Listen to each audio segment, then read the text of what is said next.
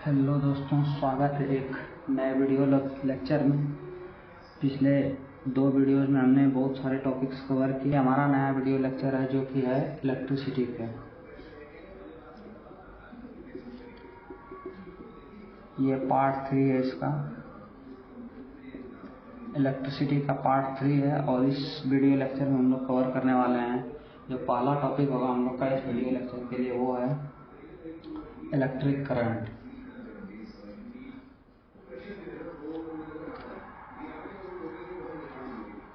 पहला टॉपिक होगा electric current. दूसरा टॉपिक होगा हाउ इलेक्ट्रिक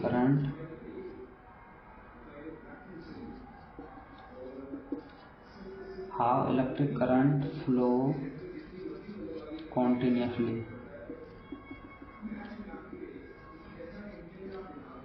दूसरा टॉपिक ये होगा। तीसरा टॉपिक होगा हम लोगों का डायरेक्शन ऑफ करंट।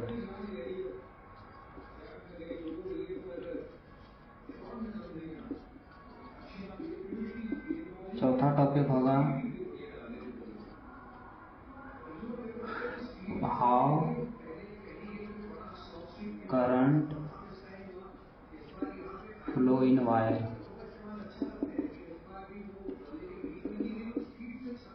पांचवा टॉपिक होगा हम लोगों का आज का, वो है इलेक्ट्रिक सर्किट।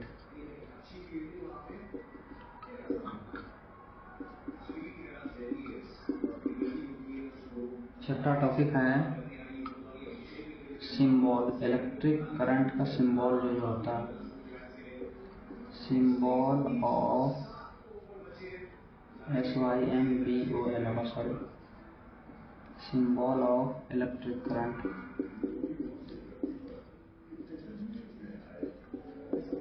इलेक्ट्रिक करंट और एक और टॉपिक हम लोग कवर करेंगे इसमें, वो है सर्किट डायग्राम।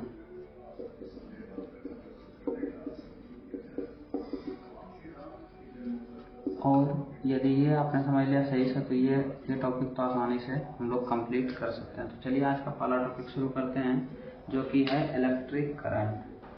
जब किसी दो डिफरेंट पोटेंशियल, यानी जो दो जैसे ये बैटरी है, मान लिया ये बैटरी है, एक बैटरी है जिसका ये है पॉजिटिव टर्मिनल, ये है नेगेटिव टर्मिनल। और जब दो डिफरेंट पोटेंशियल, इसका पोटेंशियल डिफरेंट है, इसका पोटेंशियल डिफरेंट है, जब दोनों का आपस में कनेक्ट किया जाएगा तो जो है जब इससे कोई कंडक्टर कनेक्ट किया जाएगा तो करंट जो है हाई पोटेंशियल से लो पोटेंशियल की तरफ फ्लो करेगा। और ये जो फ्लो करेगा, इसमें क्या फ्लो करेगा, तो फ्लो ऑफ चार्ज होगा। इसके बीच में क्या फ्लो होगा, इसके बीच में फ्लो ऑफ चार्ज होगा। और फ्लो ऑफ चार्ज को हम लोग क्या कहते हैं, करंट। तो इसके बीच में जो फ्लो होगा वो क्या होगा, चार्ज फ्लो होगा, जिसको हम लोग क्या कहते हैं, करंट। और इलेक्ट्रिक करंट कहते हैं किसको, एक्चुअली में इलेक्ट्रिक करंट होगा क्या है, इलेक्ट्रिक करंट तो करंट कहते हैं फ्लो ऑफ चार्ज, यानी किसी भी चीज़ का चार्ज का फ्लो ही क्या कहलाता है, किसी भी चीज़ का फ्लो कहलाता है करंट। और इलेक्ट्रिक करंट चार्ज का फ्लो कहलाता है इलेक्ट्रिक करंट। क्या कहलाता है, चार्ज का फ्लो ही क्या कहलाता है, इलेक्ट्रिक करंट। मैग्नीट्यूड ऑफ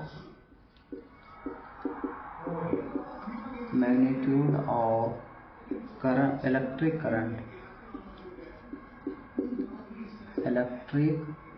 क्या है, इलेक्ट्रिक करंट क्या है। तो एक सेकेंड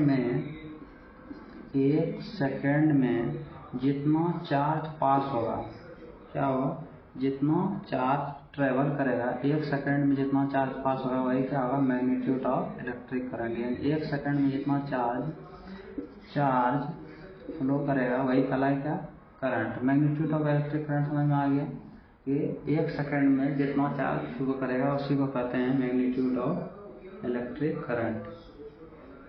तो इसे लिखते हैं हम लोग, Q बराबर I T। Q बराबर I T होता है फॉर्मूला, यानी कि चार्ज बराबर करंट इंटू टाइम, और इसको ऐसे लिख सकते हैं कि I बराबर Q बाय टी भी लिख सकते हैं। तो charge flow per second, charge flow per second is equal to current. तो चार्ज फ्लो पर सेकेंड ही क्या कहलाता है? करंट कहलाता है। चार्ज फ्लो पर सेकेंड ही क्या कहलाता है? करंट कहलाता है। SI unit of current is equal to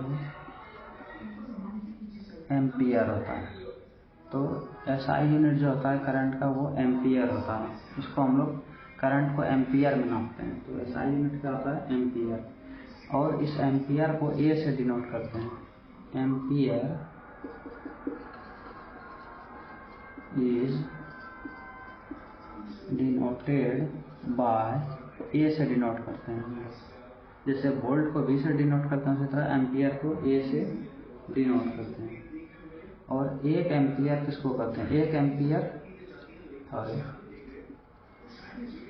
ampere किसको कहेंगे? जब एक सेकेंड में एक कूलम्ब चार्ज मूव कर जाए तो उसको क्या कहेंगे? एक एम्पियर।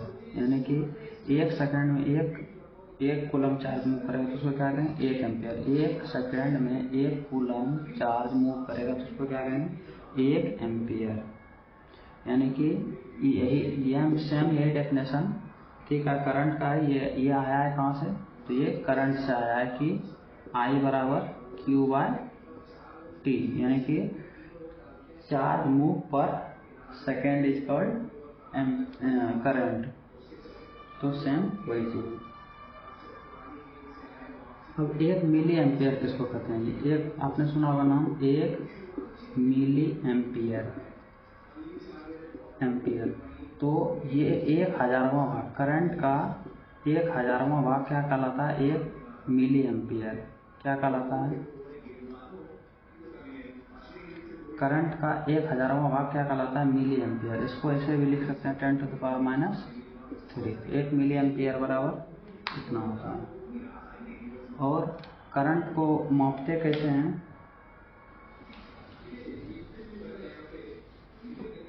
करंट को मापने के लिए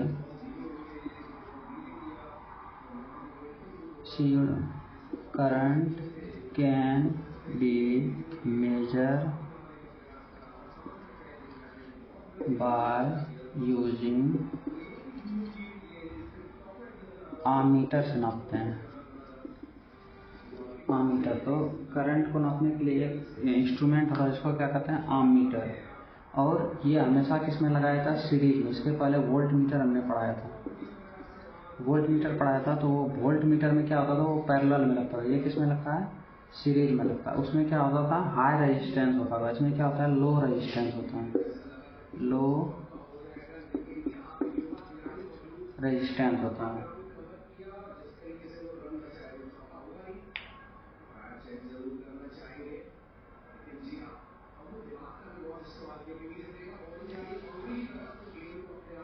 अब चलते हैं हम लोग अपने अगले टॉपिक की तरफ।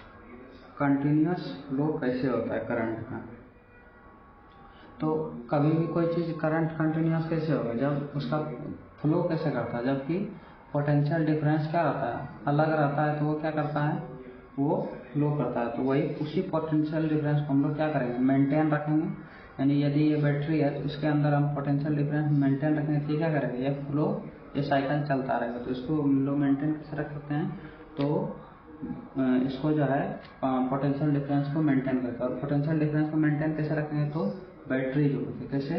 बैटरी जोड़ के। तो बैटरी जोड़ के हम लोग पोटेंशियल डिफरेंस मेंटेन रख सकते हैं और इससे हमारा फ्लो, करंट का फ्लो जो है कंडक्टर के अंदर कंटिन्यूअस रहेगा। और ये जो सेल आता है एक, तो वो सेल कितने वोल्ट का आता है? 1.5 वोल्ट, 1.5 वोल्ट का आता है। इसका पोटेंशियल होता है 1.5 वोल्ट, छोटा सेल जो आता है। और अब आता है अगला topic, direction of current. Direction of current.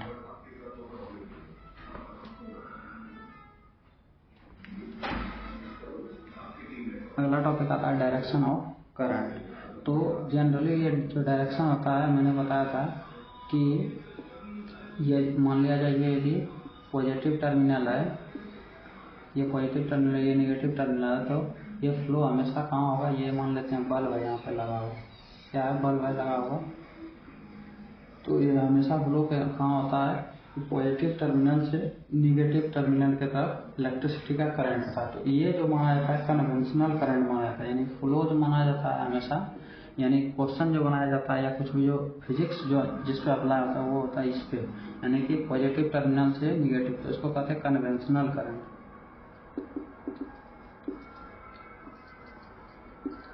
लेकिन एक्चुअली ये फ्लो कहाँ से करता है, इलेक्ट्रॉन कहाँ से फ्लो करता है, तो इस टर्मिनल से फ्लो करता है, यानी कि ये रिपल्सिव फोर्स लगा के ये इस टर्मिनल से होकर के जो है निगेटिव टर्मिनल से होते हुए ये पॉजिटिव टर्मिनल में आके इलेक्ट्रॉन का फ्लो कैसे होता है, उल्टा। इलेक्ट्रॉन का फ्लो इस डायरेक्शन में, लेकिन हम लोग मानते हैं करंट का फ्लो किस डायरेक्शन में, कन्वेंशनल करंट इस डायरेक्शन में। तो ये होता है डायरेक्शन ऑफ करंट। अब चलते हैं हमारे अगले टॉपिक पे आज के, जो कि है तारों में करंट कैसे फ्लो होता है। तो तारों में how current flow in wire. तो जब मैंने बताया था पिछले तो लेक्चर आपने यदि देखा होगा, तो उसमें बताया था कि जितने भी मेटल होते हैं उसमें फ्री इलेक्ट्रॉन्स होते हैं, वही फ्री इलेक्ट्रॉन्स क्या होते हैं, उसमें जब करंट दिया जाता है तो जब भी ये जिसमें करंट नहीं देते हैं तो वो क्या होता है, इलेक्ट्रॉन्स जो है वो रैंडम डायरेक्शन में वो मूव करते रहते हैं, ऐसे ऐसे ऐसे ऐसे अलग अलग डायरेक्शन में मूव करते रहते हैं। और जब उसमें करंट दिया जाता है तो ये इधर से ये फ्लो करते हुए, जैसे ये ऑर्बिट है तो इससे इसमें फिर अगले ऑर्बिट में ऐसे ऐसे करते हुए अगले ऑर्बिट होते हुए ये सर्कल कंप्लीट करता है। इस तरह से फ्लो ऑफ करंट होता है। अब आते हैं अगले topic, electric circuit. Electric circuit, तो इलेक्ट्रिक सर्किट तो सभी को पता है कि कैसा होता है इलेक्ट्रिक सर्किट।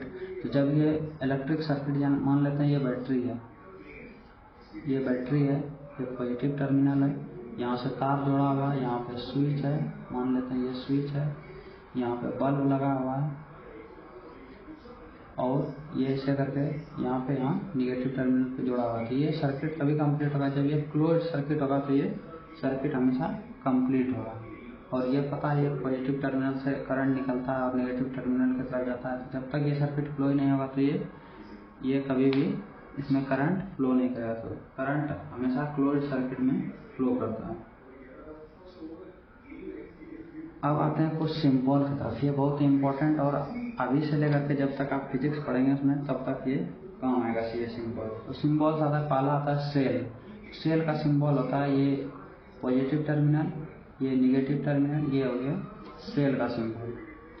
उसका आता है बैटरी। तो बैटरी क्या होता है, कॉम्बिनेशन ऑफ सेल होता है। ये ऐसे करके, फिर ये ऐसे, फिर ये ऐसे ऐसे करके ऐसे चलते रहता है इसमें। तो फिर ये ऐसे, फिर इसके नीचे बड़ा, इसके नीचे छोटा, फिर ये बड़ा, तो ऐसे करके होता है ये ऐसे करके ये कंटिन्यू यहाँ से यहाँ तक ऐसे करके ऐसे आता है ये। तो ये होता है किसका, ये हुआ बैटरी का। बैटरी का वायर का तो सिंपल है, ये सीधा चीज दिया थी, ये क्या हो गया वायर का। वायर, ये हुआ सेल, ये हुआ बैटरी।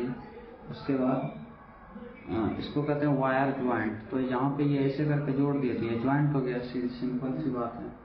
उसके बाद वायर क्रॉसिंग।